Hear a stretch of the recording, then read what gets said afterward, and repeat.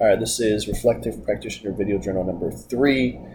Today's topic is the 5 phases that first-year teachers go through.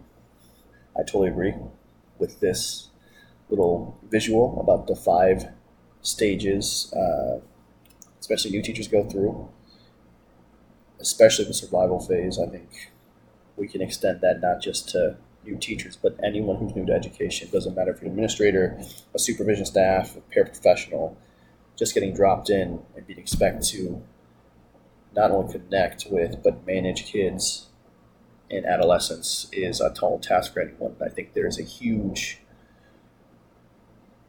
culture shock, not just depending on where you work and which kids you work with, but also just working full-time in education.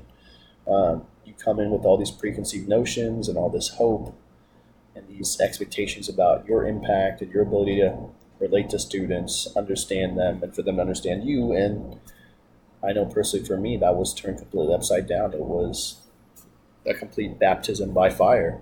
So not only do I completely agree with this visual of the 5 phases of new teachers' attitude towards teaching, I empathize with it. We all come in green-eyed, full of hope, expecting to change the world, and the world of education quickly serves up a cruel dose of reality. First time that kid says, "So what?" when you tell him, "I'm going to call my mom," or gives you that blank look and continues to do what he was already doing, what you are reprimanding him for anyways. But more importantly is the huge need for teachers to be supported for at very least the first 2 years that they're teaching. It doesn't matter how competent you are, how much of a personality, if you have a strong presence, those natural teachers will feel like just get it and have that ability to command a classroom. You always need support. You always will need support in education. Education can be very isolating, but it doesn't have to be isolated as long as there's the appropriate structure and support and guidance, which I think probably the norm is for most schools to lack that.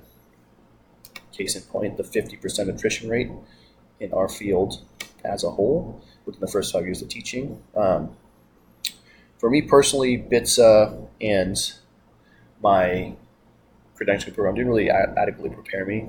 I felt like not much of the content, what I learned, was applicable to the real field experience of actually teaching and being in front of kids, dealing with parents, managing professional expectations, managing the relationships between all the different stakeholders in the school.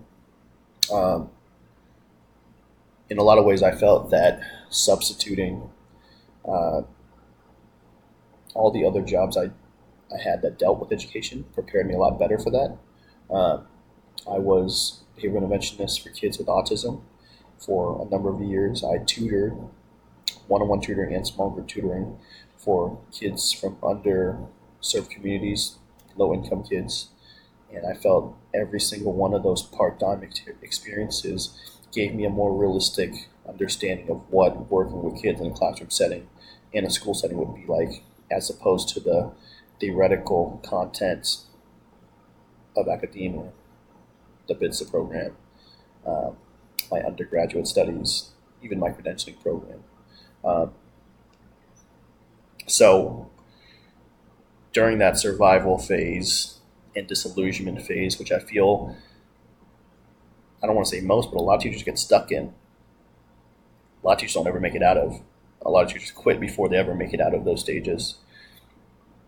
What I have found to be most effective and what I think systematically and on a large scale would be very effective is peer mentoring and periodic, consistent meetings and check-ins with both your veteran school leadership, your administration, and veteran teachers.